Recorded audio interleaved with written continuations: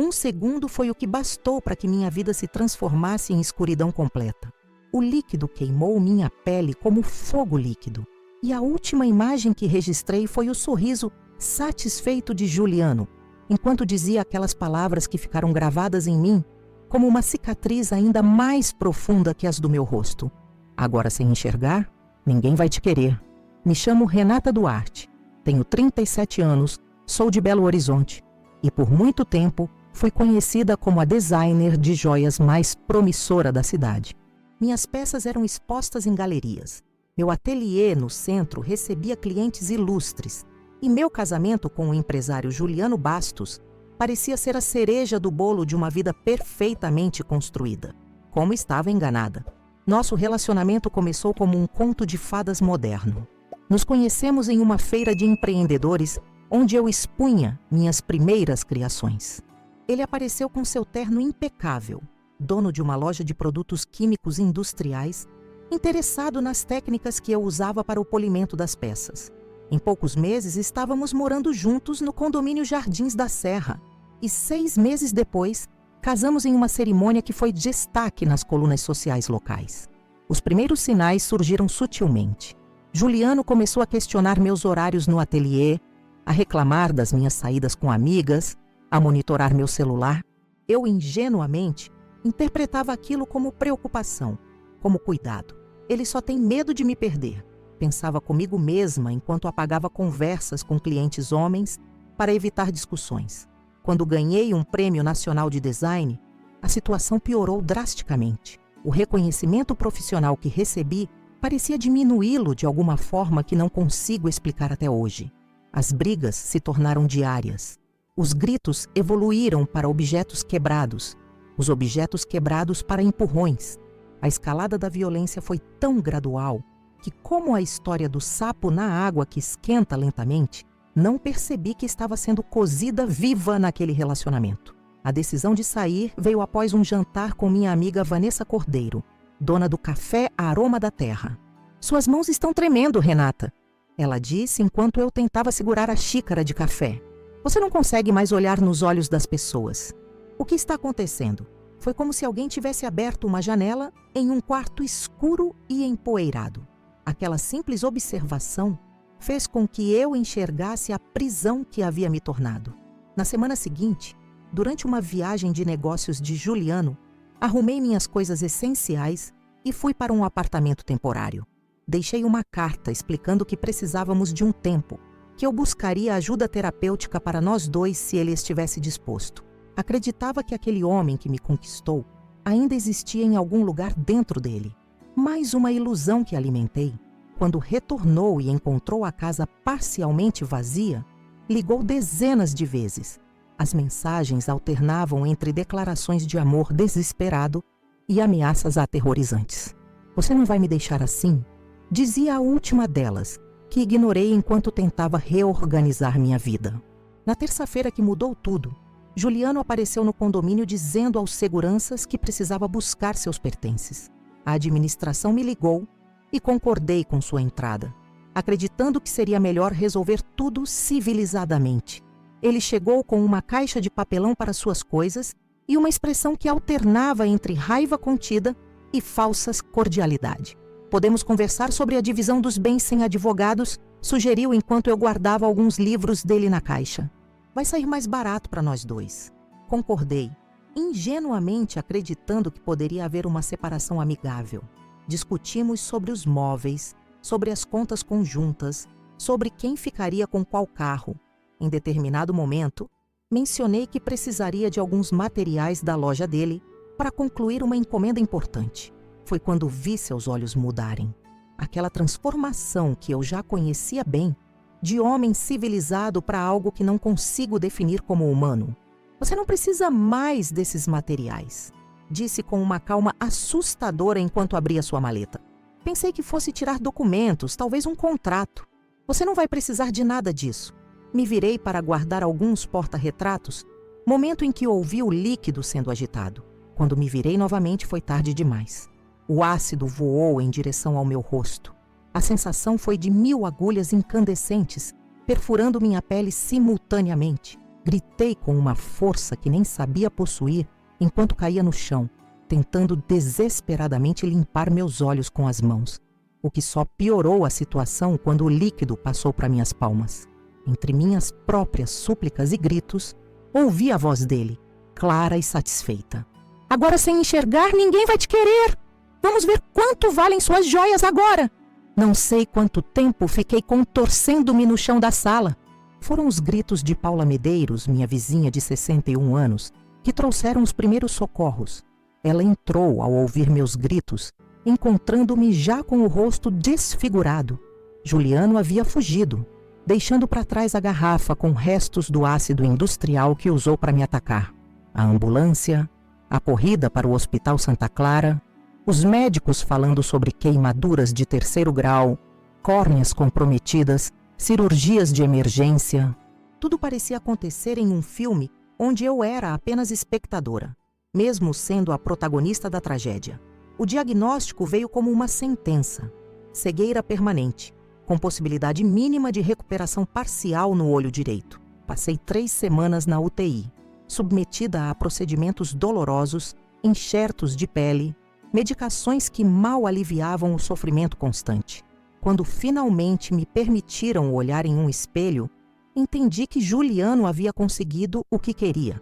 Meu rosto, antes considerado bonito, agora era uma máscara de cicatrizes irregulares e manchas avermelhadas. Meus olhos, antes castanho esverdeados e expressivos, agora eram opacos, com uma coloração esbranquiçada que denunciava o dano irreparável. A pior parte não era a dor física, que eventualmente se tornaria administrável. Era a sensação de ter sido roubada de mim mesma, de ter perdido não apenas a visão, mas a identidade que construí. Como seria designer de joias sem poder enxergar os metais, as pedras, as cores? Como voltaria a caminhar pelas ruas de Belo Horizonte sozinha? Como reconstruiria um futuro a partir das cinzas que restaram? Enquanto os médicos e enfermeiros se revezavam nos cuidados com minhas feridas, uma pergunta se formava lentamente em minha mente, inicialmente como um sussurro, depois como um grito. Como faria Juliano pagar pelo que fez comigo? A resposta viria com o tempo, de maneiras que nem eu mesma poderia imaginar naquele momento de desespero total. Vocês que estão me assistindo agora, de onde são? Deixem nos comentários sua cidade. Se essa história já tocou seu coração, se inscreva agora no canal Vingança do Dia. O que vou compartilhar a seguir é apenas o começo de uma jornada que transformou minha maior tragédia na mais poderosa das vinganças. A ambulância chegou em menos de 15 minutos após a ligação desesperada de Dona Paula. Mas para mim pareceram horas intermináveis. O líquido continuava a corroer minha pele, afundando cada vez mais em camadas que eu nem sabia que existiam no meu rosto. Os paramédicos agiram rapidamente, lavando meu rosto com água em abundância, enquanto eu suplicava para que a dor parasse. Ácido sulfúrico concentrado, disse um deles ao examinar o frasco deixado por Juliano. Precisamos levá-la imediatamente. Lembro-me vagamente do trajeto até o Hospital Santa Clara. O som da sirene misturado aos meus próprios gemidos, a sensação de que meu rosto estava se desfazendo, escorrendo entre meus dedos. Em certo momento, tentei abrir os olhos e só encontrei mais dor. Uma dor tão aguda que desmaiei. Acordei em uma sala de cirurgia, com vozes técnicas e distantes discutindo procedimentos, porcentagens, chances. Dano severo em ambas as córneas, queimaduras de 3º grau cobrindo 40% da face, comprometimento das vias lacrimais. Tentei falar, perguntar o que estava acontecendo, mas um tubo em minha garganta impedia qualquer som.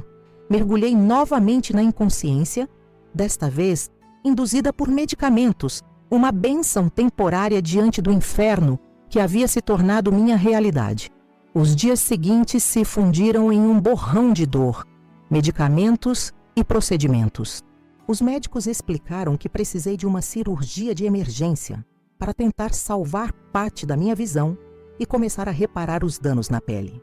O Dr. Nunes, cirurgião plástico chamado para o caso, falava comigo com uma voz gentil que contrastava com a dureza do que precisava me dizer.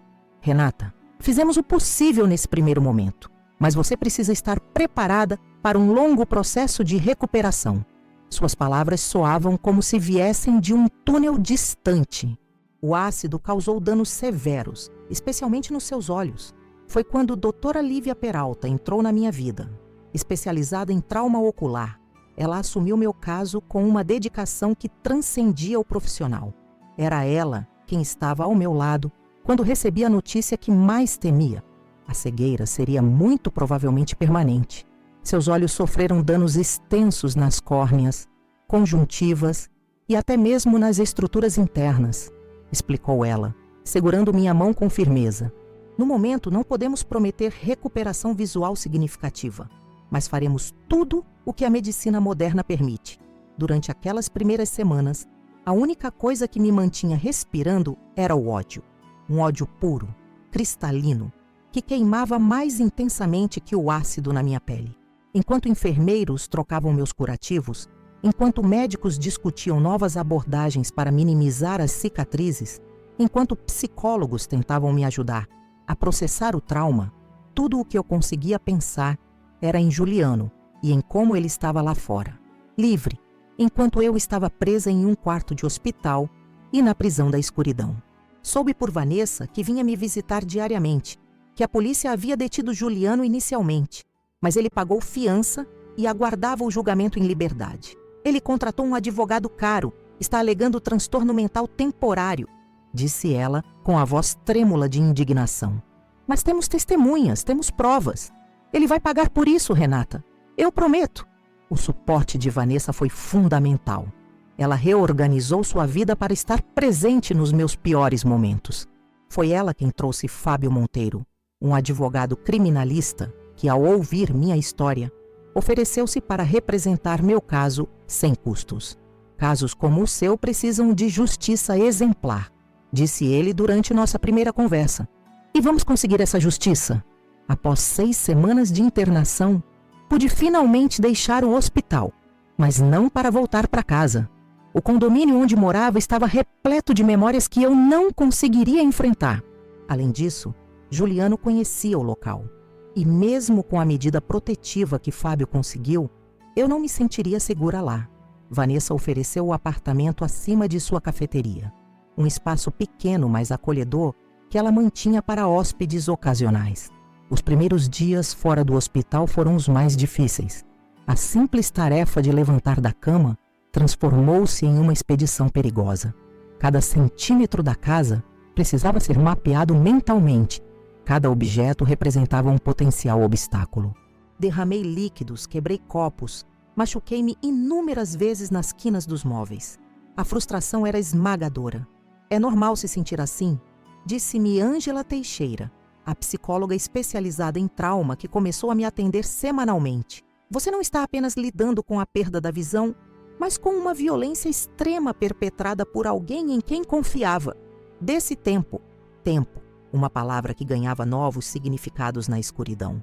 Os dias se arrastavam intermináveis, marcados apenas por visitas médicas, sessões de fisioterapia facial para minimizar a rigidez das cicatrizes e os encontros com Ângela.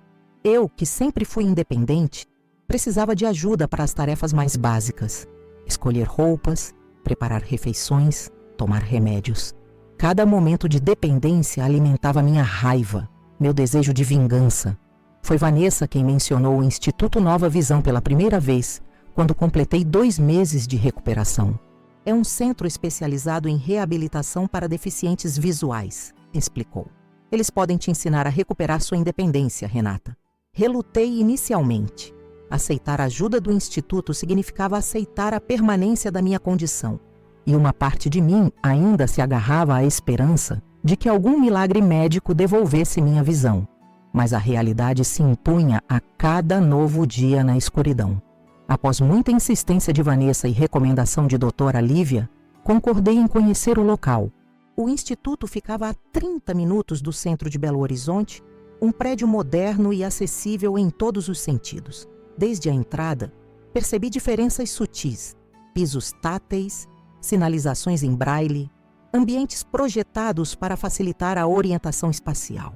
Foi lá que conheci Tiago Rezende, o professor de orientação e mobilidade que se tornaria uma peça fundamental na minha recuperação.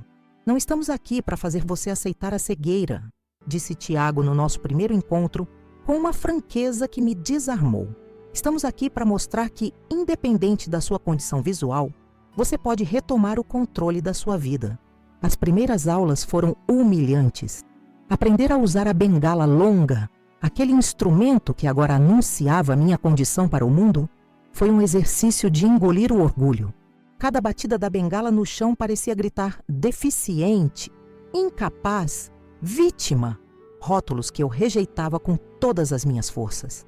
A bengala não é um símbolo de fraqueza, insistia Tiago, enquanto me guiava pelos corredores do instituto. É uma extensão do seu corpo, uma ferramenta que amplia suas percepções. Ela não limita sua liberdade, ela a expande dentro das suas novas circunstâncias. Aos poucos, semana após semana, comecei a entender o que ele queria dizer. Aprendi a identificar diferentes texturas do piso, a reconhecer obstáculos pelo som que a bengala produzia ao tocá-los, a calcular distâncias pelo eco dos ambientes. Meus outros sentidos, como que compensando a perda da visão, tornaram-se mais aguçados. O olfato passou a identificar pessoas e lugares pelos seus cheiros característicos. A audição captava nuances antes imperceptíveis nas vozes e nos ambientes. O tato ganhou uma sensibilidade que me surpreendia. Paralelamente às aulas de mobilidade, aprendi o Braille, sistema que inicialmente me pareceu impossível de dominar. Seus dedos têm memória, dizia a professora Mariana. Dê tempo a eles. E ela estava certa. Gradualmente, aqueles pontos em relevo começaram a fazer sentido sob meus dedos, abrindo novamente as portas da leitura e da escrita, que pensei estarem fechadas para sempre. No quarto mês após o ataque, já conseguia me movimentar com relativa segurança pelo apartamento e arredores da cafeteria. Comecei a reaprender tarefas domésticas com técnicas adaptadas, etiquetas em braille nos produtos, organizadores especiais para identificar roupas por cores e texturas, aparelhos com comandos de voz. Cada nova habilidade conquistada era celebrada como uma pequena vitória na guerra contra as limitações que Juliano tentou me impor. Foi nesse período que recebi a visita inesperada de Cristiano Bastos, irmão de Juliano. Inicialmente entrei em pânico quando Vanessa anunciou sua presença na cafeteria. Imaginei que viesse defender o irmão, ou pior, intimidar-me para retirar a denúncia. Mas suas primeiras palavras desfizeram esse receio. Vim pedir perdão pelo que meu irmão fez com você, disse ele com a voz embargada. Não para isentá-lo, nem para pedir clemência. Vim porque preciso que você saiba que nossa família não compactua com essa monstruosidade. Cristiano revelou que sempre suspeitou do comportamento controlador do irmão, mas nunca imaginou que chegaria a tal nível de violência. Há algo de podre nele, algo que talvez sempre estivesse lá e não quisemos ver, confessou. Depois do que fez com você, cortei relações completamente. Ele não é mais meu irmão. Aquela visita plantou uma semente que floresceria mais tarde no meu plano. Cristiano mencionou casualmente que sempre desconfiou dos negócios de Juliano, das reuniões a portas fechadas, dos lucros excessivos para uma simples loja de produtos químicos. Nunca tive provas de nada ilegal, apenas intuição, disse ele antes de partir. Mas se houver algo, e se isso puder ajudar no seu caso, conte comigo. O processo judicial avançava lentamente, como é comum no sistema brasileiro. Fábio conseguiu incluir agravantes que aumentariam significativamente a pena de Juliano. Premeditação, uso de meio cruel, motivo torpe. Mas ainda assim, eu sabia que a justiça formal poderia falhar, que ele poderia receber uma pena menor do que merecia, que poderia sair antes por bom comportamento. A ideia de que ele pudesse um dia voltar às ruas, livre, enquanto eu carregaria as cicatrizes e a escuridão para sempre, era insuportável. Foi numa noite de insônia, sentada na pequena varanda do apartamento, sentindo a brisa noturna de Belo Horizonte no rosto marcado pelas cicatrizes, que comecei a formular o que viria a ser meu plano de vingança. Não seria algo violento. Eu não me rebaixaria ao nível dele. Seria algo mais sofisticado, mais completo. Algo que não apenas o punisse, mas que transformasse minha tragédia em um propósito maior. No dia seguinte, pedi a Vanessa que me ajudasse a encontrar um investigador particular. Por quê? Questionou ela preocupada. Fábio já está cuidando do processo. Confie em mim, respondi. Há mais nessa história do que um ataque por ciúmes. E eu vou descobrir cada detalhe sujo da vida de Juliano Bastos. Foi assim que Matheus Azevedo entrou em cena. Ex-policial com vasta experiência e contatos importantes, Matheus inicialmente hesitou em aceitar o caso. Você tem certeza que quer se envolver ainda mais nisso? Não seria melhor focar na sua recuperação? Perguntou ele no nosso primeiro encontro. Minha recuperação e minha busca por justiça não são mutuamente exclusivas. Respondi com uma firmeza que surpreendeu a mim mesma. Na verdade, uma alimenta a outra. Cada passo que dou para desmascarar Juliano é um passo que dou para longe do papel de vítima. Convencido pela minha determinação, Matheus começou a investigar discretamente as atividades de Juliano. Enquanto isso, eu continuava a minha reabilitação no Instituto Nova Visão, agora com um vigor renovado. A cada nova habilidade adquirida, imaginava a expressão de Juliano se pudesse me ver, a mulher que ele tentou destruir, reconstruindo-se peça por peça. Foi durante uma consulta de acompanhamento com doutora Lívia, aproximadamente 6 meses após o ataque, que recebi a notícia que mudaria o curso da minha vingança. Após uma bateria de exames detalhados, ela detectou uma possibilidade que os diagnósticos iniciais não haviam capturado. Renata, não quero criar falsas esperanças, disse ela com cautela na voz. Mas há um tratamento experimental na Suíça que poderia potencialmente restaurar parcialmente a visão do seu olho direito. É uma técnica nova, com transplante de células tronco e regeneração corneal assistida. As chances são pequenas, mas existem. Aquela possibilidade, por mais remota que fosse, acendeu algo em mim. Não apenas a esperança de voltar a enxergar, mesmo que parcialmente, mas a percepção de como isso poderia ser integrado ao meu plano. Se conseguisse recuperar alguma visão e mantivesse isso em segredo, teria uma vantagem que ninguém esperaria, especialmente Juliano. O tratamento era caríssimo e não coberto pelo plano de saúde, mas Fábio sugeriu incluir os custos no processo de indenização. Enquanto isso, Vanessa organizou uma campanha de arrecadação entre amigos e clientes da cafeteria. E, surpreendentemente, Cristiano Bastos ofereceu uma contribuição significativa, como uma forma de reparação pelo que seu irmão havia feito. Na mesma semana em que marcamos a data para a cirurgia na Suíça, Matheus trouxe as primeiras descobertas concretas. Documentos que sugeriam que a loja de Juliano era usada para lavagem de dinheiro e fornecimento de materiais para laboratórios clandestinos. Ainda não é suficiente para uma condenação, explicou ele. Mas é um começo. Continuarei cavando.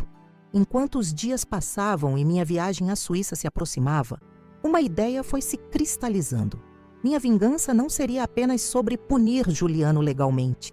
Seria sobre renascer das cinzas, sobre transformar a escuridão em que ele tentou me aprisionar em uma luz que ajudaria outras pessoas. A forma exata dessa transformação ainda não estava clara, mas o impulso era forte e genuíno.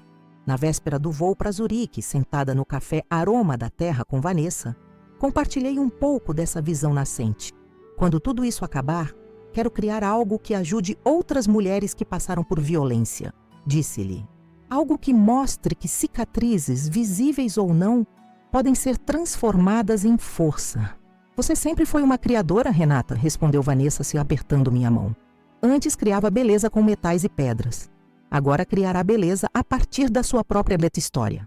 Naquela noite, arrumando as malas para a viagem que potencialmente mudaria minha vida novamente, percebi que o caminho que começava a trilhar era mais complexo e poderoso do que uma simples vingança. Era sobre reclamar meu poder, sobre desafiar a sentença que Juliano tentou impor a mim. Ninguém vai te querer, ele disse. Eu provaria que estava errado, não apenas encontrando alguém que me quisesse apesar das cicatrizes, mas me reconquistando primeiro, tornando-me uma mulher que nenhum ácido poderia dissolver. Zurique recebeu-me com um céu cinzento e uma chuva fina que parecia apropriada para meu estado de espírito. Uma mistura de esperança contida e determinação férrea. A clínica oftalmológica Weissmann especializada em casos considerados perdidos pela medicina convencional, situava-se numa área nobre da cidade, um edifício de arquitetura moderna que contrastava com os prédios históricos ao redor. Vanessa insistiu em me acompanhar, tornando-se meus olhos durante a viagem e meu apoio emocional para o que viria a seguir. Dr. Klaus Weissmann, um homem de voz grave e mãos surpreendentemente delicadas, conduziu uma bateria de exames nos primeiros 3 dias. Seu caso é desafiador, Frau Duarte, explicou ele com seu sotaque característico. O dano químico foi extenso, mas há uma pequena região na córnea direita que apresenta potencial para regeneração com nossa técnica de transplante de células-tronco, combinada com terapia regenerativa. A cirurgia durou 8 horas. Acordei sentindo como se brasas ardentes tivessem sido colocadas dentro das minhas pálpebras. Uma dor diferente daquela do ataque, mais localizada e, de alguma forma, mais esperançosa. Os dias seguintes foram de recuperação em um quarto privativo da clínica, com ambos os olhos completamente vendados. Não podemos prometer nada, repetia Dr. Weissmann em suas visitas diárias. O processo de regeneração celular é imprevisível, especialmente em casos de trauma químico. Só saberemos o resultado quando removermos as bandagens em 2 semanas. Aquelas 2 semanas foram um exercício de paciência que testou todos os limites da minha sanidade. A ansiedade se misturava ao medo de criar expectativas que poderiam ser brutalmente destroçadas. Enquanto isso, Vanessa mantinha-me atualizada sobre os avanços de Matheus na investigação contra Juliano. Ele descobriu conexões com distribuidores de produtos controlados. Contou-me em uma tarde, sua voz refletindo excitação contida. Parece que a loja de produtos químicos é apenas a ponta de um esquema muito maior. Matheus está seguindo o rastro do dinheiro. Essas notícias alimentavam minha resolução. Mesmo que a cirurgia não funcionasse, mesmo que eu permanecesse na escuridão, Juliano não sairia impune. Essa certeza me sustentava nas horas de dúvida. O dia da remoção das bandagens chegou carregado de tensão. Dr. Weissmann, junto com 2 assistentes e uma enfermeira, conduziu o procedimento com meticulosa lentidão. Primeiro o curativo externo, depois as gases, finalmente os protetores oculares. Vamos começar com uma luz muito fraca, me explicou ele. Mantenha os olhos fechados até eu pedir que os abra e, mesmo assim, faça-o lentamente. A sala havia sido preparada com iluminação mínima. Quando finalmente recebi permissão para abrir os olhos, a sensação foi indescritível. Pelo olho esquerdo, apenas sombras difusas persistiam, confirmando o diagnóstico inicial de cegueira permanente. Mas pelo direito havia algo mais. Não visão clara. Longe disso, mas formas, contornos, a silhueta do médico à minha frente. Estou vendo algo, sussurrei, a voz trêmula. Sombras, formas. É como olhar através de um vidro embaçado e rachado, mas há algo. Dr. Weissmann não conseguiu conter um sorriso. Isso é extraordinário, considerando a extensão do dano inicial. As células transplantadas estão integrando-se ao tecido corneal. Com o tempo e mais algumas intervenções menos invasivas, a qualidade dessa visão pode melhorar. Chorei. Pela primeira vez desde o ataque, não eram lágrimas de dor, raiva ou desespero, mas de pura gratidão. Aquele pequeno milagre médico, aquela visão turva e limitada, representava muito mais do que a possibilidade de enxergar novamente. Era o primeiro elemento concreto do meu plano de vingança. Durante a semana de recuperação pós-procedimento, tomei uma decisão crucial. Manteria em segredo qualquer melhora na minha visão. Para o mundo, inclusive para Juliano, eu continuaria completamente cega. Apenas Vanessa e, posteriormente, Matheus saberiam a verdade. Essa vantagem tática seria fundamental para o que eu planejava. Voltamos ao Brasil 3 semanas depois, com uma agenda de retorno à Suíça em 6 meses para procedimentos complementares. Enquanto isso, eu continuaria me comportando como uma pessoa totalmente cega, mantendo minhas aulas no Instituto Nova Visão e a rotina adaptada que desenvolvera nos meses anteriores.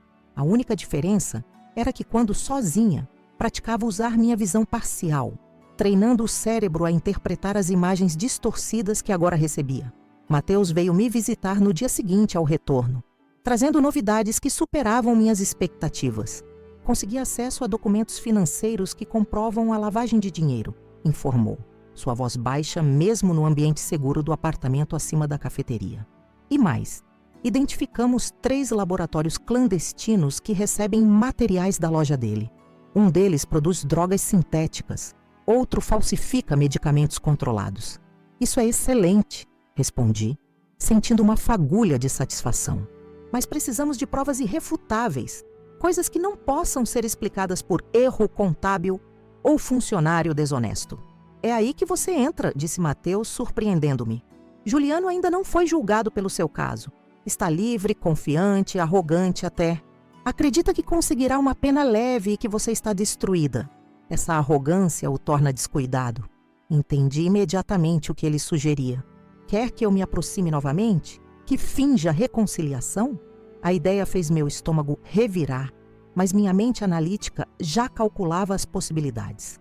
Não exatamente reconciliação, explicou Mateus, mas talvez demonstrar que não está tão destruída quanto ele gostaria, que está seguindo com sua vida.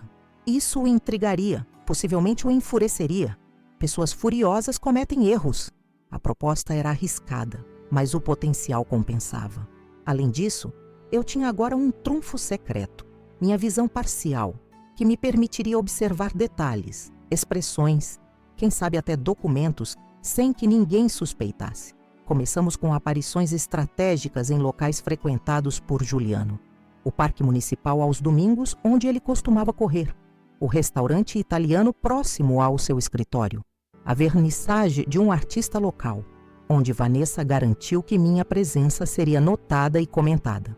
Em cada ocasião, apresentava-me confiante, sorridente, sempre acompanhada por amigos, sempre com minha bengala e óculos escuros, a imagem de alguém que se recusava a ser vítima.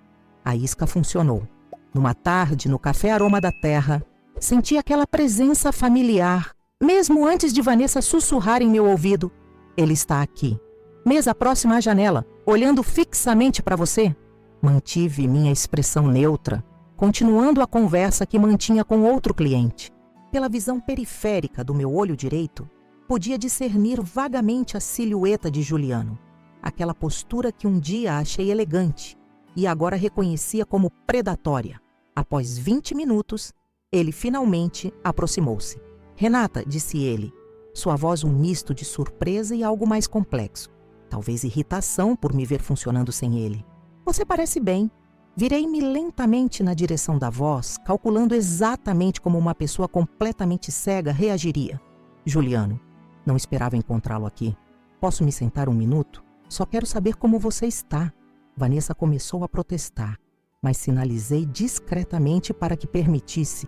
Aquele encontro era precisamente o que buscávamos provocar. 5 minutos, respondi, mantendo o tom neutro. Nossa conversa foi um exercício de autocontrole supremo. Juliano alternava entre falsa preocupação e indiretas ameaçadoras, especialmente quando mencionei que estava auxiliando as investigações contra ele. Você realmente deveria focar em sua recuperação, Renata. Essas acusações extras só complicarão sua vida. Pense bem no que está fazendo. Quando ele finalmente saiu, Vanessa soltou o ar que parecia ter prendido durante toda a conversa. Como conseguiu manter a calma? Eu queria arrancar os olhos dele. Ironicamente, respondi com um sorriso amargo. Ele já tentou isso comigo. Agora estamos jogando o meu jogo, não o dele. Aquele encontro casual foi o primeiro de vários.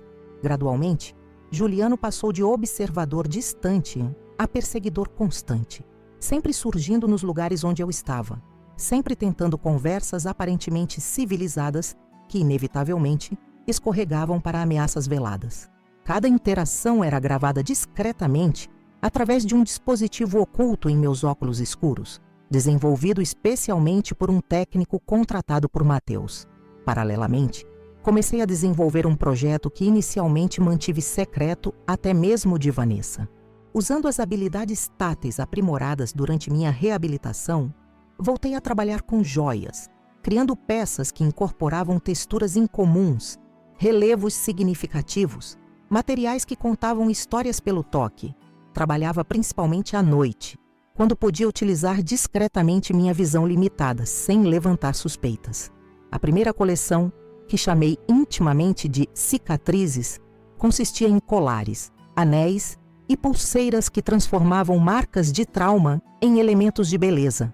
Prata texturizada como pele danificada pelo fogo, ouro derretido e resolidificado em formas orgânicas imprevisíveis, pedras bruscamente cortadas que, contra todas as expectativas, refletiam luz de maneiras surpreendentes. Enquanto isso, o cerco se fechava ao redor de Juliano. Mateus conseguiu um informante dentro da rede de distribuição clandestina, alguém disposto a testemunhar em troca de imunidade. Os documentos financeiros revelavam padrões inequívocos de lavagem de dinheiro. Faltava apenas a peça central, evidências físicas diretas que ligassem Juliano pessoalmente às operações ilegais, algo que não pudesse ser atribuído a funcionários ou terceiros. Foi Cristiano quem forneceu a pista crucial. Juliano sempre foi paranoico com informações. Contou-me durante um de nossos encontros ocasionais. Desde adolescente mantinha diários, registros meticulosos de tudo. Duvido que tenha abandonado esse hábito. E conhecendo-o, não confiaria essas informações a computadores que poderiam ser hackeados. Onde ele guardaria tais registros? Perguntei, a mente acelerada com possibilidades. No lugar mais óbvio e ao mesmo tempo mais improvável, sua casa. Provavelmente no escritório, talvez em algum compartimento secreto. Juliano sempre teve fascínio por mecanismos ocultos e sistemas de segurança personalizados. A informação era valiosa, mas apresentava um problema prático: como acessar a casa de Juliano. A residência que antes compartilhávamos agora era habitada apenas por ele, protegida por um sistema de segurança avançado que ele mesmo instalara após nossa separação. Além disso, uma invasão comum comprometeria a legalidade das evidências obtidas. A solução veio de uma fonte inesperada, o próprio Juliano. Em uma de suas abordagens, mencionou quase casualmente: ainda tenho algumas coisas suas na casa. Joias antigas, documentos, coisas que talvez queira recuperar. Era uma isca óbvia, provavelmente uma tentativa de me atrair para um ambiente controlado por ele. Mas também era uma oportunidade perfeita para o que precisávamos. Posso mandar alguém buscar, respondi, fingindo desinteresse. São itens valiosos, Renata. Prefiro entregá-los pessoalmente. Além disso, talvez seja bom conversarmos em privacidade. Este processo todo está saindo do controle. Podemos chegar a um acordo que beneficie a ambos. Fingi hesitação, calculando exatamente quanto tempo seria convincente antes de aceitar. Tudo bem, mas não irei sozinha? Claro, concordou ele prontamente. Traga quem quiser, só quero resolver esta situação. Planejamos meticulosamente cada detalhe. Vanessa me acompanharia ostensivamente, mas Mateus estaria nas proximidades, monitorando. Eu usaria não apenas o dispositivo de gravação nos óculos, mas também um conjunto de microcâmeras discretas desenvolvidas especificamente para pessoas com deficiência visual, supostamente para auxiliar na navegação de ambientes. Na realidade, elas me permitiriam registrar qualquer evidência que encontrasse sem levantar suspeitas. O dia da visita chegou carregado de tensão.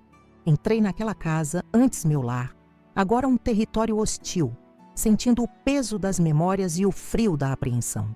Juliano interpretava bem o papel de anfitrião arrependido, oferecendo chá, perguntando sobre minha adaptação, fingindo interesse genuíno.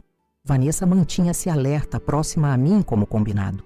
Preciso usar o banheiro, anunciou Vanessa após 30 minutos, seguindo nosso roteiro pré-estabelecido.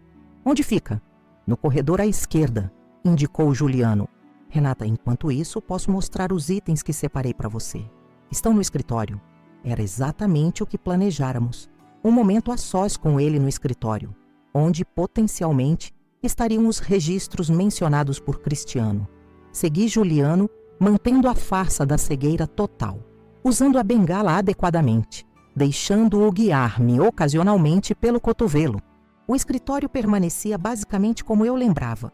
Estante de livros à direita, mesa pesada de madeira ao centro, sofá de couro no canto. Com minha visão limitada, podia discernir uma caixa sobre a mesa, presumivelmente contendo meus pertences. Aqui estão, disse Juliano, guiando-me até a mesa. Seu colar de esmeraldas, aquele broche de família, alguns documentos pessoais. Estendi as mãos tocando os itens com a precisão tátil que desenvolvera nos últimos meses.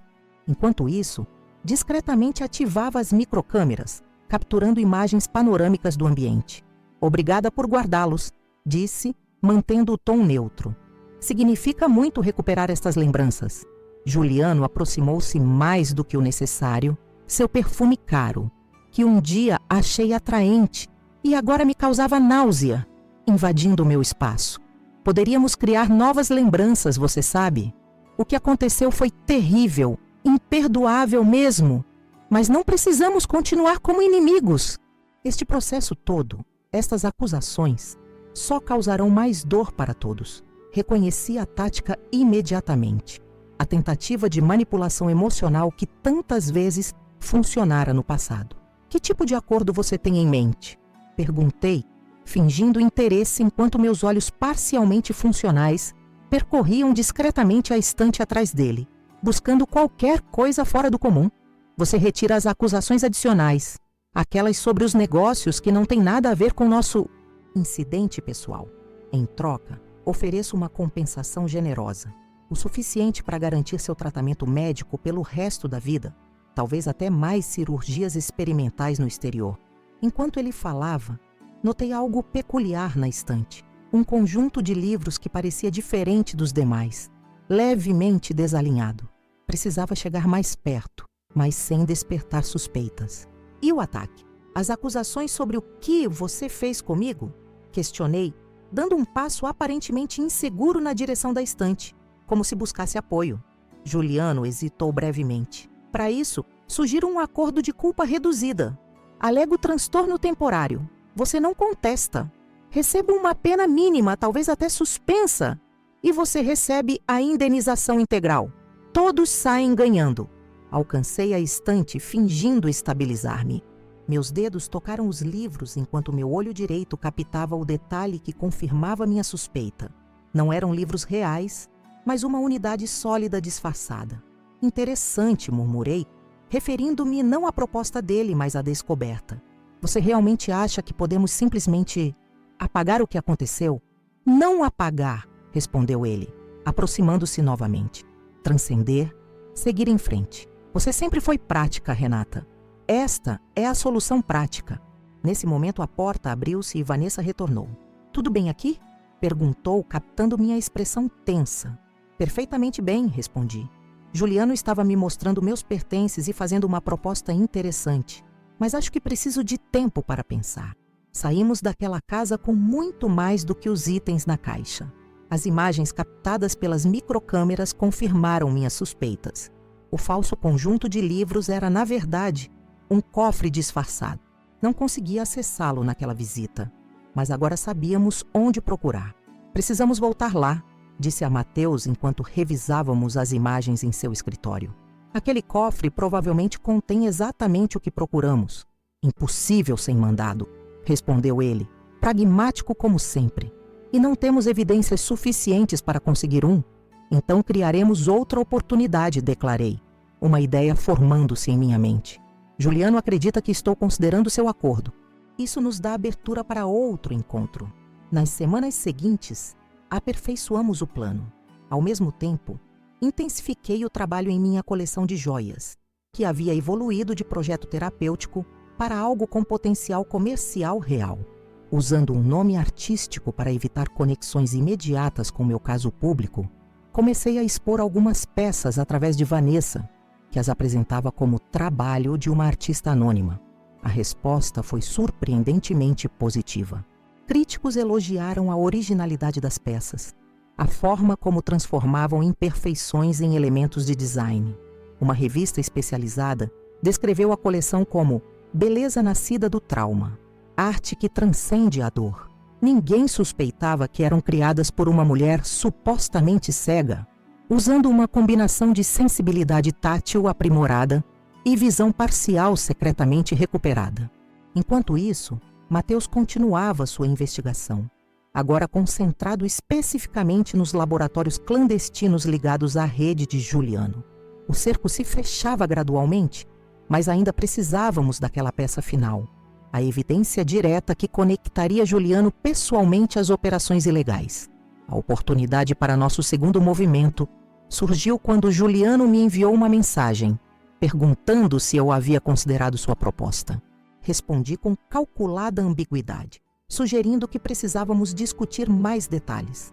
Marcamos um encontro em um restaurante neutro, público o suficiente para me sentir segura, privado o suficiente para a conversa que planejávamos. O restaurante que escolhi para o encontro com Juliano chamava-se Cantina Província, um estabelecimento discreto no bairro Funcionários, conhecido por sua clientela selecionada e reservados privados. Cheguei propositalmente 20 minutos antes do horário combinado, acompanhada por Vanessa, que me ajudou a escolher uma mesa estrategicamente posicionada, próxima a uma saída de emergência e com boa acústica para as gravações. Tem certeza que quer fazer isso? Perguntou Vanessa pela terceira vez enquanto aguardávamos. Sua preocupação era legítima. Afinal, eu estava voluntariamente colocando-me na presença do homem que destruíra meu rosto e quase tirara minha vida. Nunca tive tanta certeza de algo, respondi, ajustando discretamente o dispositivo de gravação oculto em meu broche. Cada minuto com ele é um investimento no futuro que estou construindo. Um futuro onde ele está atrás das grades e eu sou livre. Juliano chegou exatamente no horário, pontualidade que sempre fora uma de suas características. Consegui discernir sua silhueta através da visão limitada do meu olho direito. O terno escuro impecável, a postura ereta, o andar confiante de quem se acredita acima das consequências. Vanessa apertou minha mão sob a mesa, nosso código silencioso para sua chegada. Renata cumprimentou ele com falsa cordialidade. E Vanessa, claro, não esperava que estivesse acompanhada para nossa negociação. Vanessa já está de saída, respondi calmamente. Ela apenas me trouxe até aqui. Tínhamos combinado que esta seria uma conversa privada, e vou honrar isso. Era parte do plano. Vanessa protestaria, eu insistiria, e ela acabaria concordando em me deixar sozinha por 1 hora, tempo suficiente para o que precisávamos. Após a pequena encenação, Vanessa saiu visivelmente contrariada, enquanto na realidade dirigia-se ao carro estacionado a poucos metros, onde Mateus aguardava com equipamentos de monitoramento. Sensata como sempre, comentou Juliano, sentando-se à minha frente. É uma das qualidades que mais admirava em você. Vamos direto ao assunto. Cortei sua tentativa de intimidade falsa. Você mencionou um acordo. Quero entender exatamente o que propõe e o que espera em troca. Durante a hora seguinte, Juliano detalhou sua proposta com a precisão calculista que sempre caracterizou seus negócios. Ele ofereceria R$2 milhões como indenização, uma quantia que, segundo suas palavras, compensaria mais que adequadamente os danos causados. Em troca, eu retiraria as acusações sobre seus negócios ilegais e concordaria com a tese de desequilíbrio emocional temporário no processo criminal pelo ataque. Pense pragmaticamente, Renata, insistia ele entre goles de vinho. Com esse dinheiro você pode continuar os tratamentos na Suíça, talvez até recuperar parte da visão. Pode reconstruir sua vida confortavelmente, sem o desgaste de anos de batalhas judiciais. Fingi considerar a proposta, fazendo perguntas sobre detalhes, simulando uma mulher dividida entre justiça e praticidade. Enquanto conversávamos, o dispositivo de gravação capturava cada palavra, cada oferta, cada admissão velada. Como garanto que você cumprirá sua parte depois que eu retirar as acusações? Questionei, fingindo genuína preocupação. Podemos estabelecer um contrato formal, respondeu ele prontamente.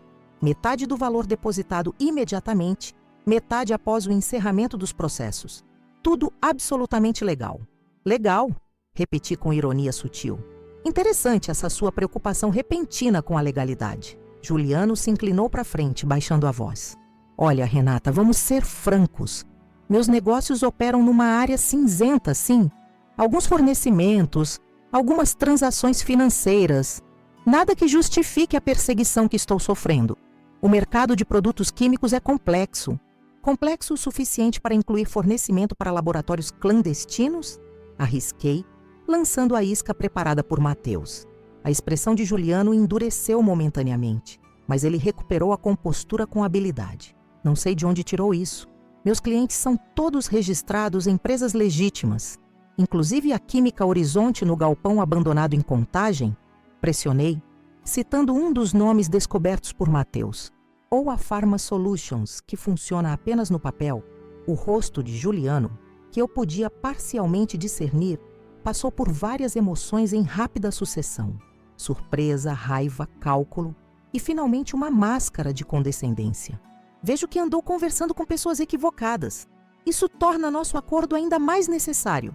Essas acusações infundadas podem sair do controle rapidamente. Assim como seu temperamento naquela noite, provoquei, mantendo a voz calma enquanto tocava levemente as cicatrizes visíveis em meu rosto. Também foi algo que saiu do controle? Aquilo foi um momento de insanidade. Você sabe que não sou aquele homem. Estava destroçado com nossa separação, com a ideia de perder você. Sua voz assumiu aquele tom que ele usava para manipular. Suave, ligeiramente trêmula, estudadamente vulnerável.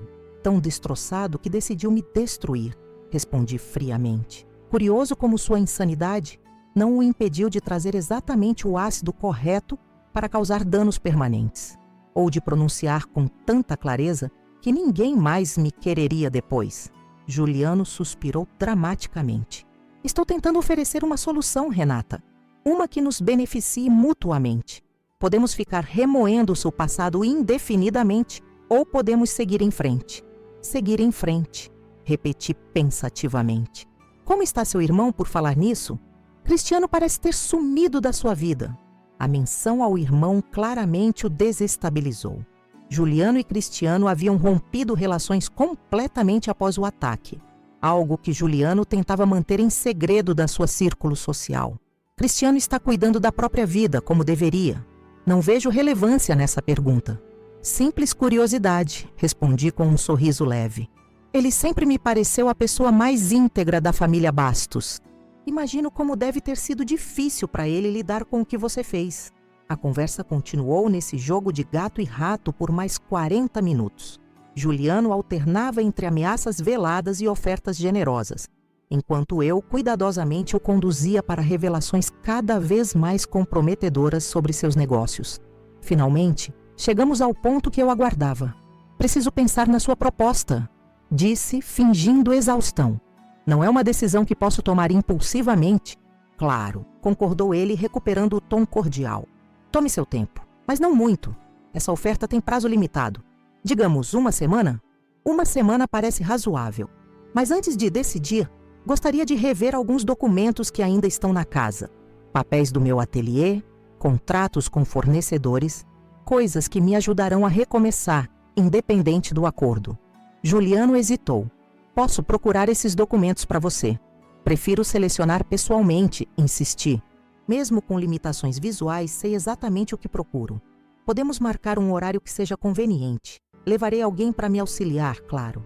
Após mais alguma negociação, Juliano concordou. Marcaríamos detalhes por telefone nos próximos dias. Quando Vanessa retornou para me buscar, eu tinha exatamente o que precisava. Uma gravação incriminadora e, mais importante, um convite para retornar à casa onde suspeitávamos estar o cofre com as provas decisivas. No dia seguinte, reunimos-nos no escritório de Mateus para analisar a gravação e finalizar os próximos passos. Fábio, meu advogado, estava presente para garantir que tudo permanecesse dentro da legalidade. Você foi brilhante, elogiou Fábio após ouvirmos a conversa. Ele praticamente admitiu conhecimento sobre os laboratórios clandestinos, mesmo enquanto negava. E a oferta de suborno para retirar acusações é explícita. Ainda não é suficiente, ponderou Mateus, sempre cauteloso. Precisamos dos registros financeiros, dos contratos reais, documentos físicos que ele certamente mantém em algum lugar seguro. No cofre atrás dos falsos livros, confirmei. É nossa próxima etapa. Planejamos a visita minuciosamente. Desta vez, levaria comigo não Vanessa, mas Nina, uma especialista em cofres contratada por Mateus, oficialmente apresentada como minha assistente de reabilitação. Vanessa e Mateus monitorariam tudo do carro estacionado próximo à residência, mantendo contato através de um dispositivo auricular quase imperceptível, enquanto preparávamos cada detalhe. Uma notícia inesperada chegou através de doutora Lívia. Os resultados dos últimos exames indicavam uma melhora significativa na cicatrização do meu olho direito. A resposta ao tratamento está superando nossas expectativas, explicou ela durante consulta por videoconferência. Se continuarmos com as aplicações de células-tronco e a terapia regenerativa, existe possibilidade real de recuperação de até 70% da visão neste olho. A notícia era extraordinária, mas decidi mantê-la em absoluto segredo, compartilhando apenas com o círculo mais íntimo. Para o mundo exterior, especialmente para Juliano, eu permaneceria uma mulher completamente cega, dependente de assistência para as tarefas mais básicas. Esta faceta de vulnerabilidade simulada era, paradoxalmente, minha maior força no plano que se desenrolava. O dia da visita à casa de Juliano chegou carregado de tensão. Nina, uma mulher de 40 anos com experiência em consultoria de segurança, demonstrou impressionante habilidade ao interpretar o papel de assistente terapêutica. Chegamos pontualmente às 3 da tarde, horário escolhido estrategicamente. Juliano estaria presente, mas ansioso para retornar ao escritório para uma reunião importante às 4h30, tornando-o menos vigilante. Sejam bem-vindas, cumprimentou ele com falsa hospitalidade. Os documentos que mencionou estão separados no escritório, Renata. Organizei-os para facilitar sua revisão. Obrigada pela consideração. Respondi com igual falsidade. Nina me ajudará a identificar os papéis corretos, já que obviamente não posso lê-los. O escritório estava exatamente como lembrava. A disposição dos móveis, o cheiro característico de livros antigos e o leve aroma do perfume caro que Juliano usava. Desta vez, porém, eu estava preparada, com dispositivos de gravação ainda mais sofisticados e um plano claro para acessar o cofre oculto. Ficarei no andar de baixo preparando um café, anunciou Juliano após nos mostrar os documentos sobre a mesa. Chamem se precisarem de algo. Assim que seus passos se afastaram, Nina e eu entramos em ação. Enquanto eu fingia examinar os papéis com os dedos, comentando ocasionalmente sobre contratos e fornecedores para manter a farsa, caso Juliano estivesse escutando, Nina dirigiu-se discretamente à estante de livros falsos. Sistema relativamente simples, sussurrou ela após breve exame. Fechadura biométrica disfarçada como ornamento na lombada. Precisaríamos da digital dele. Um obstáculo que já havíamos previsto. Plano B, então, murmurei, ativando o comunicador para informar Mateus da situação. O plano B era arriscado, mas potencialmente mais eficaz. Em vez de tentar abrir o cofre, o que poderia deixar evidências de tentativa de invasão, usaríamos tecnologia de imagem térmica, para detectar a senha quando Juliano a digitasse. Para isso, precisaríamos induzi-lo a abrir o cofre na nossa presença. Estou procurando especificamente o contrato com a Metalúrgica Paulista, disse em voz alta, mencionando um fornecedor legítimo que sabia ter relações com Juliano. Preciso dos detalhes sobre as ligas especiais que usávamos nos banhados a ouro. Como esperado, Juliano retornou ao escritório minutos depois. Não encontrei esse contrato específico entre os documentos que separei, disse ele cautelosamente. Tenho certeza que estava naquela pasta azul. Insisti, interpretando confusão. Aquela que guardávamos, onde mesmo? No cofre atrás dos livros, não era? O rosto de Juliano enrijeceu momentaneamente. Não sei do que está falando. Vamos, Juliano? Pressionei com um sorriso forçado. Sei perfeitamente da existência daquele cofre. Eu morava aqui, lembra? Vi você acessá-lo dezenas de vezes. Não há razão para segredos agora. Após um momento de tensão palpável, Juliano cedeu. Tudo bem, verificarei se está lá, mas duvido muito.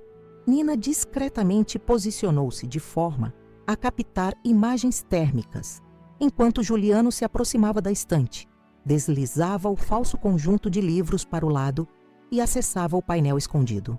Através da minha visão limitada, consegui distinguir vagamente seus movimentos, o suficiente para confirmar o que suspeitávamos.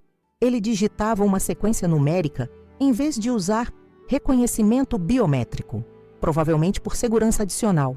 Nada aqui relacionado à metalúrgica paulista, declarou ele após breve busca no cofre, cuidadosamente posicionado para bloquear nossa visão do conteúdo. Que estranho, respondi, fingindo desapontamento. Tenho certeza que estava aqui. Bem, deve ter sido descartado então. Concluímos nossa visita aparentemente frustrada, mas com um sucesso monumental nos bastidores. As imagens térmicas capturaram perfeitamente a sequência numérica digitada por Juliano. Além disso, conseguimos confirmar visualmente a existência de múltiplas pastas e um laptop dentro do cofre. Exatamente o tipo de material que poderia conter as provas que procurávamos. 6 dígitos, provavelmente uma data, confirmou Nina enquanto analisávamos as imagens no escritório de Mateus mais tarde. 040785. 4 de julho de 1985, traduziu Vanessa instantaneamente. O aniversário dele? Típico de Juliano. Complexo o suficiente para sentir-se seguro, previsível o suficiente para não esquecer. Com a senha em mãos, o próximo passo era acessar o cofre quando Juliano estivesse ausente. Através de nosso monitoramento discreto, sabíamos que ele viajaria a São Paulo na semana seguinte para uma convenção do setor químico. Uma oportunidade perfeita. Enquanto o plano final tomava forma, continuei desenvolvendo minha coleção de joias, agora com foco renovado. O que começara como terapia ocupacional transformara-se em um verdadeiro empreendimento artístico. Minhas peças, criadas na interseção única entre sensibilidade tátil aprimorada e visão parcial restaurada, atraíam atenção crescente no círculo de colecionadores de arte contemporânea. Isso poderia ser mais que um hobby, comentou Vanessa, enquanto admirava um bracelete recém-finalizado, prata texturizada com padrões que lembravam cicatrizes, intercalada com pequenos granitos polidos. Você está criando algo verdadeiramente original aqui. É mais que criação artística, confessei. Cada peça é uma declaração, uma reclamação de poder sobre minha própria história. Transformo cicatrizes em arte, dor em beleza. É minha forma de dizer ao mundo, e principalmente a Juliano, que não fui destruída. A ideia que germinava em minha mente e além da vingança pessoal. Visualizava uma fundação que usaria parte dos lucros com as joias para auxiliar vítimas de violência, especialmente mulheres atacadas com ácido, uma prática barbaramente comum em diversas partes do mundo. O ataque que sofri, embora devastador, deu-me uma plataforma e uma perspectiva única para ajudar outras sobreviventes. Na semana da viagem de Juliano, ocorreu outro desenvolvimento significativo. Doutora, Lívia confirmou que eu era candidata a uma nova intervenção cirúrgica que potencialmente elevaria minha acuidade visual no olho direito para próximo de 70%. A cirurgia seria em 3 meses, após completarmos o ciclo atual de tratamentos regenerativos, explicou ela durante consulta online. Aquela notícia, mantida em absoluto sigilo, fortaleceu minha determinação. O cronograma encaixava-se perfeitamente com nosso plano. Primeiro obteríamos as provas contra Juliano, garantindo sua condenação. Depois, avançaríamos com a cirurgia restauradora, revelando minha visão parcialmente recuperada apenas no momento de máximo impacto. O dia da operação para acessar o cofre foi meticulosamente planejado. Mateus confirmou que Juliano embarcara para São Paulo na noite anterior. A casa estaria vazia por pelo menos 36 horas. Nina, especialista em segurança, lideraria a entrada, acompanhada por um técnico forense que documentaria adequadamente cada evidência encontrada. Eu permaneceria no carro com Fábio, garantindo a legalidade da operação. Tecnicamente, ainda tínhamos acesso legal à propriedade através dos direitos residuais do divórcio não finalizado, mas preferíamos minimizar riscos. Lembre-se, instruiu Fábio enquanto observávamos Nina e o técnico aproximarem-se discretamente da casa. Documentação fotográfica completa, mas nada deve ser removido do local. Precisamos de evidências para obter um mandado judicial formal, não de provas que possam ser questionadas por entrada irregular. A operação durou exatamente 42 minutos. Quando Nina e o técnico retornaram ao carro, seus rostos revelavam o sucesso da missão. Jackpot, declarou Nina simplesmente, mostrando-nos o dispositivo onde armazenara centenas de fotos digitais do conteúdo do cofre. As imagens excederam nossas expectativas mais otimistas. O cofre continha registros meticulosos de transações com laboratórios clandestinos, acordos com fornecedores de produtos químicos controlados, esquemas elaborados de lavagem de dinheiro.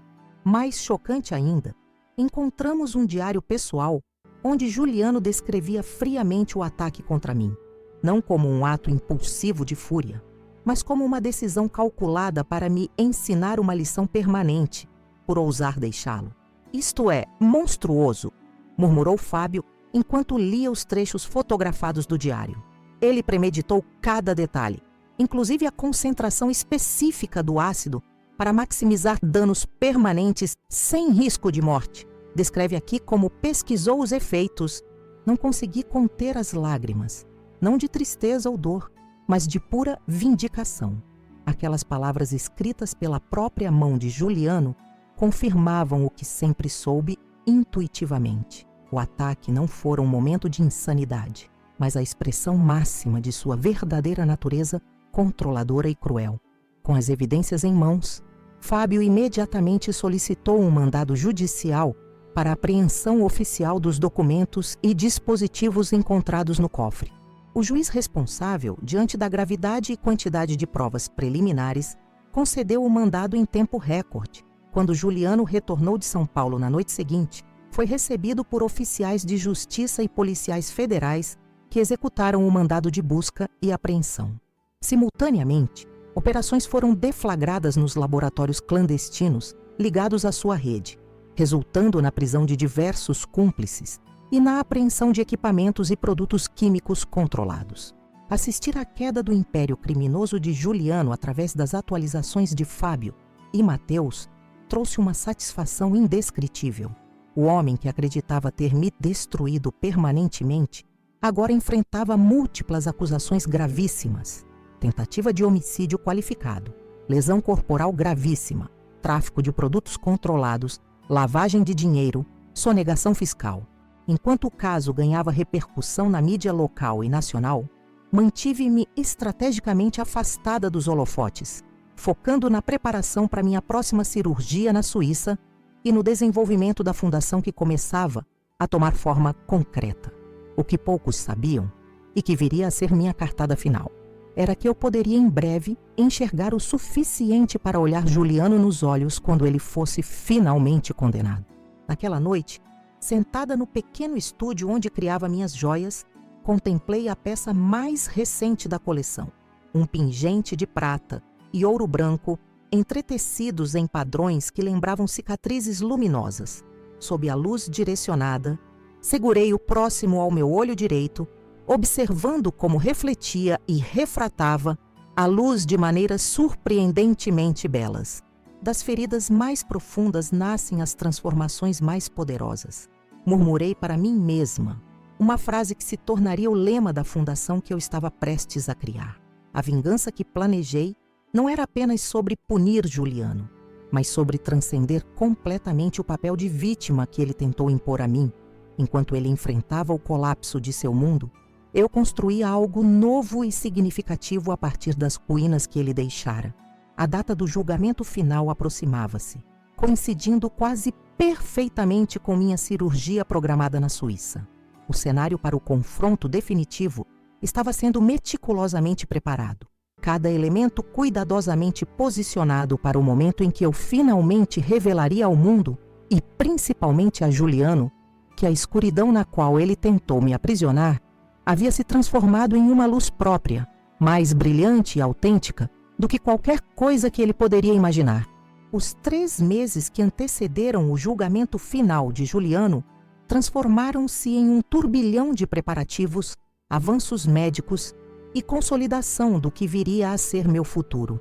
Minha viagem à Suíça estava marcada para 2 semanas antes da data do tribunal, tempo calculado precisamente para que eu pudesse retornar a Belo Horizonte com a visão parcialmente recuperada, mas ainda mantendo o segredo que seria revelado apenas no momento crucial. A investigação liderada por Mateus cresceu exponencialmente após a apreensão dos documentos no cofre. O que começou como um caso de violência doméstica transformou-se em uma operação federal que desvendou uma rede de distribuição de produtos químicos controlados que alimentava laboratórios clandestinos em 3 estados. As provas eram tão contundentes que a defesa de Juliano, antes confiante, agora lutava desesperadamente para minimizar danos. Eles estão tentando negociar um acordo, informou-me Fábio durante uma de nossas reuniões preparatórias. Ofereceram confissão plena nos crimes financeiros em troca de redução nas acusações pelo ataque contra você. E qual foi sua resposta? Perguntei, embora já soubesse. Que não há negociação possível, respondeu ele com a firmeza que caracterizava sua atuação. O Ministério Público concorda. Os crimes estão conectados. Ele usou os mesmos produtos químicos ilegais para o ataque. É um caso que será levado até as últimas consequências. Enquanto a data da cirurgia se aproximava, intensifiquei os preparativos para o lançamento oficial da fundação que havia concebido durante meses de planejamento. Chamada Renascer das Cinzas, a organização teria 2 objetivos principais: financiar tratamentos médicos avançados para vítimas de ataques com ácido e promover sua reintegração social através de capacitação profissional. Parte significativa dos recursos viria da comercialização da minha linha de joias, agora batizada oficialmente como Cicatrizes Luminosas. A véspera da viagem à Suíça coincidiu com a última audiência preparatória do julgamento. Fábio insistiu que eu comparecesse, argumentando que minha presença causaria impacto psicológico em Juliano e na corte. Ele precisa ver a mulher que tentou destruir, firme e recomposta, explicou. O Fórum Lafayette, imponente edifício no centro de Belo Horizonte, estava movimentado naquela manhã de quarta-feira. Entrei acompanhada por Vanessa, usando óculos escuros e bengala, mantendo a imagem pública de cegueira total que havia sustentado por mais de um ano. Com minha visão parcial cuidadosamente ocultada, conseguia discernir silhuetas e movimentos suficiente para navegar com mais segurança do que aparentava, mas ainda dependendo genuinamente de assistência em ambientes desconhecidos. Quando entramos na sala de audiências, senti o peso dos olhares, alguns de compaixão, outros de curiosidade mórbida. Repórteres ocupavam os assentos reservados à imprensa, ávidos por capturar cada momento do caso que ganhara notoriedade nacional. No lado oposto da sala, distingui a silhueta de Juliano, sentado entre 2 advogados caros, sua postura já não tão arrogante quanto nos encontros anteriores. A audiência procedeu com formalidade técnica, apresentação de evidências adicionais, definição de testemunhas, questões procedimentais para o julgamento principal. Mantive-me em silêncio digno durante todo o processo, mas pude sentir os olhares furtivos que Juliano lançava em minha direção. Através da visão periférica limitada do meu olho direito, percebi sua expressão alternar entre preocupação crescente e tentativas de manter a compostura. Ao final, quando nos retirávamos, Juliano tentou uma última abordagem, aproximando-se no corredor. Renata, chamou ele em voz baixa, quase suplicante. Ainda podemos resolver isso civilizadamente. Pense no seu futuro. Virei-me lentamente em sua direção, calculando precisamente como uma pessoa totalmente cega reagiria. Meu futuro? Repeti com calma gélida. É exatamente nisso que estou pensando, Juliano. E posso garantir que será muito mais brilhante do que o seu.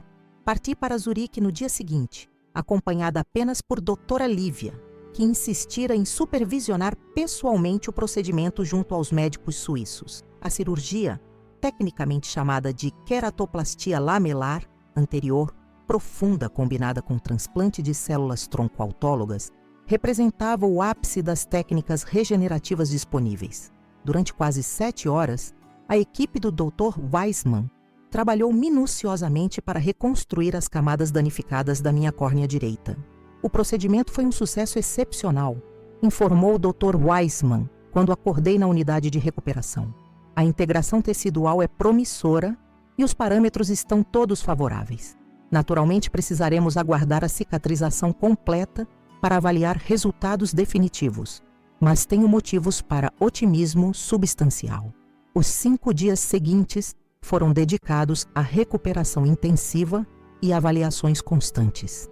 Quando finalmente removeram o curativo do meu olho operado, a transformação superou até mesmo as expectativas mais otimistas da equipe médica. Pela primeira vez em mais de um ano, conseguia distinguir não apenas formas e vultos, mas detalhes, expressões faciais, textos impressos em tamanho razoável, cores vivas e nuances que a visão limitada anterior não captava.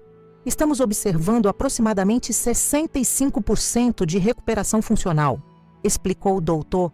Weisman durante a avaliação final, com potencial para melhora adicional nos próximos meses. Considerando o dano inicial, isto é notável. Quando me olhei no espelho pela primeira vez após a cirurgia, vi com clareza inédita o rosto que Juliano tentara destruir. As cicatrizes permanentes nas maçãs do rosto e na testa, a assimetria sutil que nenhuma cirurgia plástica corrigiria completamente. Mas, em vez de desolação, senti uma estranha paz. Aquelas marcas eram parte da minha história agora, testemunhas silenciosas da minha resistência. É hora de voltar e concluir isso, disse a doutora Lívia enquanto preparávamos o retorno ao Brasil. Mas manteremos o resultado da cirurgia em absoluto sigilo até o momento certo. Retornei a Belo Horizonte 5 dias antes do julgamento final, ainda usando óculos escuros e bengala em público, sustentando a farsa da cegueira total. Apenas meu círculo íntimo, Vanessa, Mateus, Fábio e doutora. Lívia conhecia a verdade sobre a recuperação significativa da minha visão. Esta informação, cuidadosamente guardada, seria a peça final na estratégia que havíamos construído meticulosamente. Na véspera do julgamento, reuni-me com Fábio para os últimos preparativos. Revisamos meu testemunho, antecipamos perguntas da defesa, planejamos cada detalhe da revelação que impactaria não apenas o julgamento, mas definiria minha narrativa pública dali em diante. Está pronta para amanhã? Perguntou Fábio ao final da reunião. Mais do que pronta? Respondi com serenidade que surpreendeu até a mim mesma. Esperei por este momento por 15 meses, 3 semanas e 2 dias. A manhã do julgamento amanheceu com céu excepcionalmente azul em Belo Horizonte, como se a própria natureza reconhecesse a importância daquele dia. O Fórum Lafayette estava cercado por jornalistas e curiosos quando chegamos. Minha entrada, cuidadosamente encenada, mantinha a imagem pública que todos esperavam. A mulher valente, mas fisicamente incapacitada. A vítima resiliente, mas permanentemente marcada. O salão do tribunal estava repleto. Reconheci, através da visão recuperada, mas ainda oculta pelos óculos escuros, rostos familiares. Vanessa na primeira fila, Cristiano alguns assentos atrás, diversos representantes da imprensa, ativistas de organizações de apoio a vítimas de violência. Do outro lado, Juliano parecia sombra do homem confiante que um dia fora. O terno caro não conseguia disfarçar a palidez e tensão evidentes. O juiz Mauro Alvarenga, conhecido por sua postura severa e imparcialidade rigorosa, iniciou a sessão pontualmente às 9h. As formalidades iniciais transcorreram com a rigidez protocolar característica do sistema judicial. Promotores apresentaram um resumo das acusações múltiplas contra Juliano, enquanto sua defesa fazia últimas tentativas de questionar a admissibilidade de certas evidências. Finalmente, chegou o momento do meu testemunho. Fui conduzida até a cadeira central, auxiliada por um oficial de justiça, mantendo meticulosamente a encenação de deficiência visual completa. Após o juramento, o promotor iniciou o questionamento com perguntas factuais sobre nosso relacionamento, os eventos que precederam o ataque, detalhes que já havia repetido em depoimentos anteriores. Então, veio a pergunta crucial. Senhora Duarte, poderia descrever para a corte, em suas próprias palavras, o impacto que o ataque perpetrado pelo réu teve em sua vida? Ajustei-me na cadeira, respirei profundamente e comecei o relato que havia ensaiado mentalmente inúmeras vezes. Sua Excelência, em 17 de agosto de 2023, eu não apenas perdi minha visão, perdi minha identidade profissional como designer de joias, minha independência, minha sensação de segurança no mundo, perdi até mesmo meu reflexo no espelho. A pessoa que eu conhecia foi substituída por uma estranha com cicatrizes que não reconhecia pelo toque. Enquanto falava, percebia o silêncio absoluto na sala, a atenção concentrada de cada pessoa presente. Continuei. Nos meses seguintes, reaprender cada aspecto básico da vida, desde identificar objetos pelo toque até navegar em espaços conhecidos, foi um processo doloroso e humilhante. Cada pequena vitória era acompanhada por lembrança constante das palavras de Juliano, enquanto o ácido queimava minha pele. Agora, sem enxergar, ninguém vai te querer. Fiz uma pausa estratégica, deixando aquelas palavras cruéis ecoarem na sala. Mas algo inesperado aconteceu durante minha recuperação. Enquanto aprendia a viver na escuridão, descobri partes de mim que desconhecia. Uma resiliência que não sabia possuir, uma determinação que crescia a cada obstáculo superado. E principalmente descobri que a tentativa de me destruir continha em si mesma a semente da transformação mais significativa da minha vida. Neste momento, ergui levemente o rosto, dirigindo-me não apenas ao juiz, mas à sala inteira. Sua Excelência, o réu acreditou que tirar minha visão significaria tirar meu valor. Ele calculou precisamente a concentração do ácido para causar dano permanente, planejou minuciosamente como aplicá-lo para maximizar o sofrimento. Isto não foi um ato impulsivo de paixão. Foi uma execução fria de poder e controle, documentada detalhadamente em seu próprio diário. O advogado de Juliano levantou-se para protestar, mas o juiz, visivelmente afetado pelo testemunho, apenas gesticulou para que eu continuasse. Chegava finalmente o momento que planejara durante meses. Durante todo este processo, enfrentei uma escolha: permanecer definida pelo ato de violência de Juliano ou reclamar minha própria narrativa. Escolhi a segunda opção. Fundei uma organização dedicada a ajudar outras mulheres vítimas de ataques similares. Criei uma linha de joias inspirada na transformação de cicatrizes em beleza. E mais importante, participei ativamente da investigação que expôs não apenas a premeditação do ataque contra mim, mas a extensa rede criminosa que ele operava através de sua loja de produtos químicos. Fiz então o gesto que mudaria definitivamente o rumo daquele julgamento. Com deliberada lentidão, levei as mãos aos óculos escuros que haviam se tornado parte da minha identidade pública desde o ataque. Sua Excelência, há algo mais que preciso compartilhar com a corte. Removi os óculos, revelando meus olhos. O esquerdo ainda opaco pela cegueira permanente. O direito visivelmente mais claro e funcional. Olhei diretamente para Juliano pela primeira vez desde o ataque, fixando-o com intensidade que fez seu rosto empalidecer visivelmente. Graças a avanços médicos e tratamentos experimentais na Suíça, recuperei parcialmente a visão no meu olho direito. Não completamente, não perfeitamente, mas o suficiente para estar aqui hoje e olhar diretamente para o homem que acreditou ter me condenado à escuridão permanente. Um murmúrio coletivo percorreu a sala. Percebi o choque no rosto de Juliano, a mistura de descrença e horror ao compreender que eu podia vê-lo. O juiz bateu o martelo pedindo ordem, mas o impacto da revelação era inegável. Neste momento posso ver o réu claramente o suficiente para reconhecer seu rosto, para ler sua expressão de surpresa, para testemunhar seu desconforto ao perceber que fracassou em seu objetivo final. Mantenho a bengala e outros suportes porque minha visão ainda é severamente limitada, mas cada dia representa uma vitória sobre a sentença que ele tentou impor à minha vida. Virei-me então para o juiz, mantendo a dignidade que havia cultivado cuidadosamente. Sua Excelência, não estou aqui buscando apenas justiça para mim.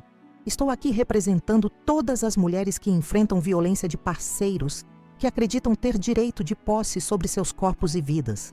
Estou aqui porque a tentativa de me silenciar, de me apagar do mundo, resultou exatamente no oposto, em uma voz mais forte e determinada do que jamais tive antes. O silêncio que seguiu tinha peso quase físico. Mesmo os advogados de defesa pareciam momentaneamente paralisados pela reviravolta inesperada. Aproveitei aquele momento para minha conclusão. Juliano Bastos não apenas desfigurou meu rosto e comprometeu minha visão. Ele operava uma rede criminosa que fornecia produtos químicos para laboratórios clandestinos, causando danos incalculáveis a inúmeras famílias afetadas pelas drogas produzidas com seus materiais. Os mesmos produtos que usou para me atacar eram parte de um esquema maior de criminalidade que financiava seu estilo de vida luxuoso. Cada aspecto desta história está documentado nas evidências apresentadas a esta corte. Peço que a justiça considere não apenas o que ele fez comigo, mas todo o espectro de danos causados por suas ações. Coloquei os óculos novamente, não por necessidade, mas como símbolo de transição da vítima supostamente destruída para a sobrevivente, que agora controlava sua própria narrativa. Obrigada, Sua Excelência. O impacto do meu testemunho foi imediato e avassalador. A defesa, claramente desestabilizada, tentou um contra-interrogatório hesitante, que apenas reforçou a força do meu relato. As perguntas sobre o tratamento na Suíça, sobre como mantive a recuperação parcial da visão em segredo, apenas fortaleciam a narrativa de determinação e planejamento estratégico contra um agressor que me subestimou drasticamente. O julgamento prosseguiu com depoimentos técnicos, evidências forenses, testemunhas que corroboravam tanto o ataque quanto os crimes financeiros e de tráfico. Em cada intervalo, repórteres tentavam me abordar para detalhes sobre a recuperação visual e meus planos futuros. Mantive a postura serena que havia cultivado durante todo o processo, prometendo uma entrevista completa apenas após a sentença final. Quando os trabalhos foram suspensos no fim do dia, Fábio não conseguiu conter um sorriso de satisfação. Foi perfeito, comentou enquanto deixávamos o fórum. A expressão de Juliano quando você removeu os óculos e o encarou diretamente, aquilo valeu cada minuto de preparação. Não se trata apenas de impacto teatral, respondi. Trata-se de reclamar poder. Por 15 meses ele acreditou que eu permanecia na escuridão que ele impôs. Agora sabe que estou emergindo dela, passo a passo, com ou sem sua punição. Os 2 dias seguintes de julgamento transcorreram com a apresentação final de argumentos e evidências. A promotoria, fortalecida pelo impacto do meu testemunho, construiu um caso implacável sobre a premeditação do ataque e sua conexão com os demais crimes. A defesa, visivelmente desestruturada, recorria a argumentos técnicos cada vez mais frágeis sobre procedimentos investigativos. Finalmente, no 4º dia, o juiz Alvarenga anunciou que estava pronto para proferir a sentença. O silêncio na sala era absoluto quando ele começou a leitura do extenso documento jurídico que detalhava cada acusação e respectiva penalidade. O réu Juliano Bastos é considerado culpado de todas as acusações apresentadas, declarou ele com voz firme que ecoou pela sala.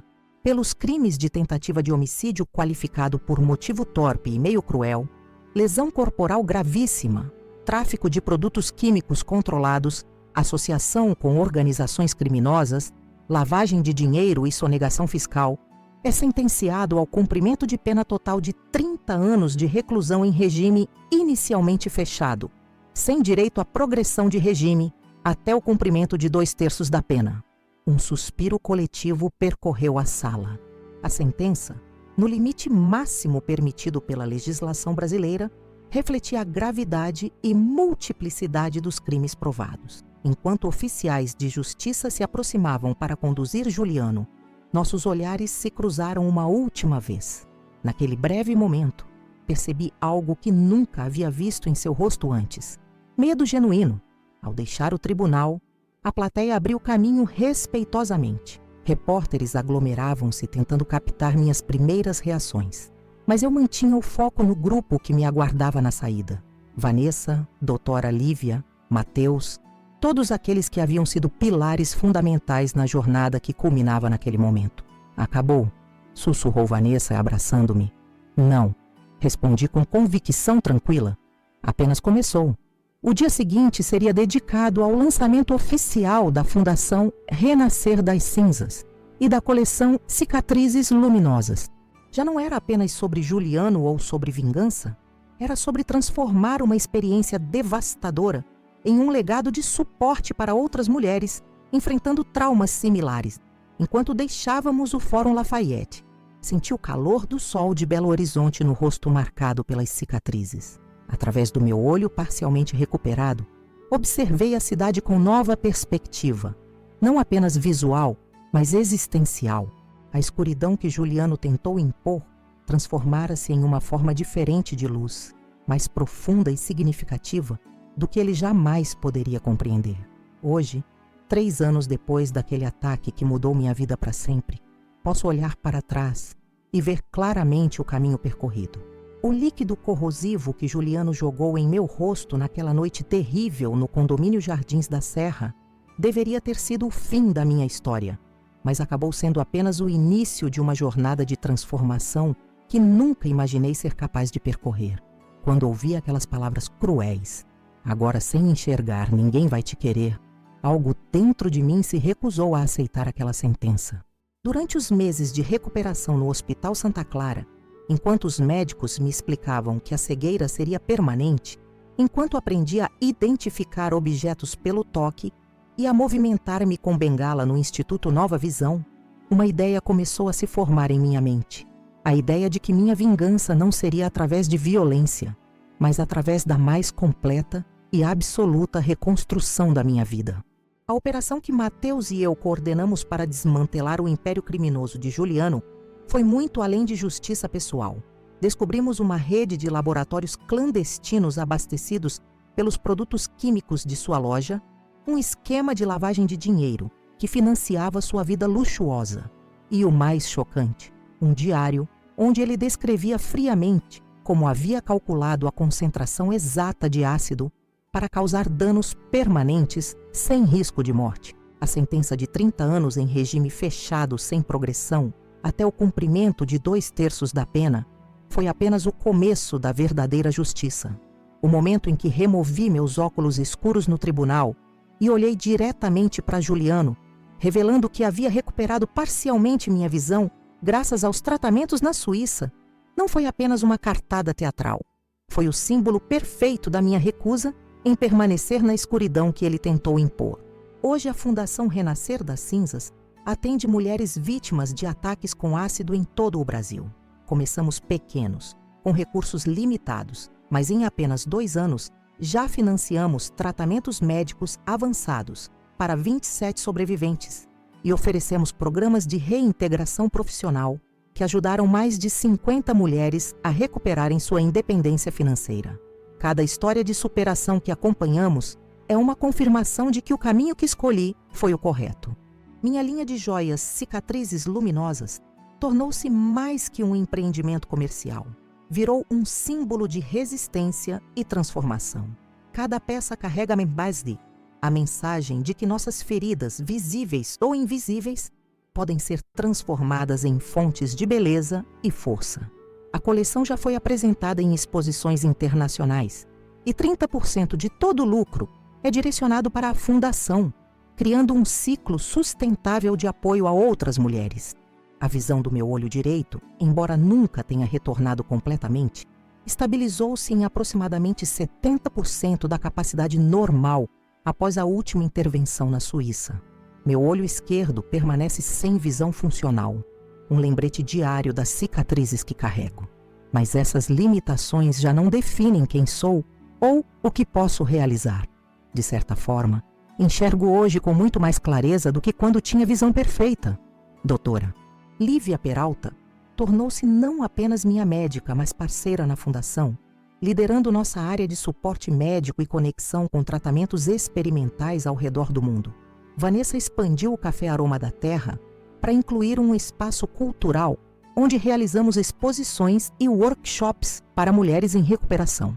Matheus continua trabalhando como investigador, agora especializado em casos de violência contra mulheres, oferecendo seus serviços pro bono para vítimas sem recursos. Quanto a Juliano, recebo ocasionalmente notícias sobre sua vida na prisão. O império financeiro que construiu desmoronou completamente. A loja de produtos químicos foi fechada e leiloada, com parte dos recursos direcionados para indenizações às vítimas dos laboratórios que abastecia. Seu irmão Cristiano rompeu definitivamente qualquer laço familiar, adotando legalmente o sobrenome da mãe para distanciar-se do estigma. Segundo os últimos relatos, Juliano tornou-se uma sombra do homem arrogante que conheci. Isolado, envelhecido prematuramente, enfrentando o desprezo até mesmo dos outros detentos. Mas minha história não é sobre ele. Nunca foi. É sobre como escolhemos responder àquilo que tentam fazer conosco. É sobre a possibilidade de transformar o pior momento da vida em combustível para uma existência mais significativa.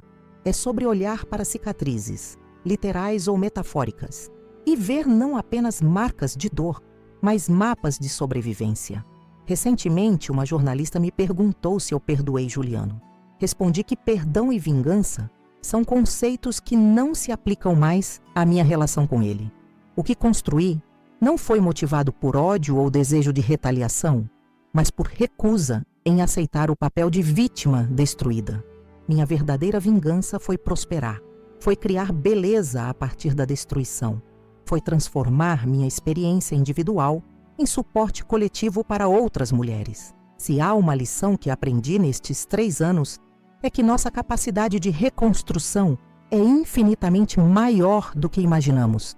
Quando todas as estruturas externas que nos definiam são destruídas, aparência física, profissão, relacionamentos, descobrimos um núcleo interior de força que permanece intocado. É a partir desse núcleo que nasce a verdadeira transformação. Se você está assistindo este vídeo e enfrentando seu próprio momento de escuridão, seja qual for a natureza dele, quero que saiba que existe um caminho adiante. Pode não ser o caminho que imaginou para si. Pode exigir adaptações dolorosas e descoberta de forças que nem sabia possuir, mas existe. E nesse novo caminho, há possibilidades que você sequer consegue vislumbrar agora. Antes de encerrar, quero fazer um pedido especial. Se esta história tocou você de alguma forma, por favor, inscreva-se aqui no canal Vingança do Dia. Cada novo inscrito nos ajuda a ampliar nosso alcance e compartilhar mais histórias que podem inspirar pessoas em momentos difíceis. Deixe também seu like neste vídeo e, principalmente, conte-nos nos comentários o que achou desta história. O que você faria no meu lugar? Como você transformaria sua dor em propósito? Cada comentário que você deixa não é apenas uma forma de interação. É um incentivo para continuarmos este trabalho, de compartilhar narrativas de superação. Produzir estes vídeos diariamente exige dedicação e recursos consideráveis. Se puder, considere também contribuir através do Valeu Demais, uma forma de doação que nos permite manter a qualidade e frequência deste conteúdo. Sua contribuição, independente do valor, é fundamental para sustentarmos este canal e alcançarmos mais pessoas que precisam ouvir que existe esperança além da dor. Finalizando, quero compartilhar a frase que se tornou o lema da Fundação Renascer das Cinzas e que repito para mim mesma todos os dias ao acordar. Das feridas mais profundas nascem as transformações mais poderosas. Minha ferida tinha nome e sobrenome: Juliano Bastos. Minha transformação tem o nome de todas as mulheres que já ajudamos e de todas que ainda ajudaremos. Obrigada por acompanhar minha história até aqui. Lembre-se de se inscrever no canal, assistir aos outros vídeos de superação que temos disponíveis e deixar seu comentário sobre o que mais impactou você nesta narrativa. Sua participação é o que dá sentido a este espaço e nos motiva a continuar. E se puder, contribua com o Valeu Demais. Cada centavo é investido na produção de novos conteúdos diários que podem trazer esperança para alguém enfrentando o seu momento mais sombrio. De Belo Horizonte para todo o Brasil, aqui é Renata Duarte, lembrando que nossa maior vingança contra quem nos feriu é mostrar que não apenas sobrevivemos, florescemos.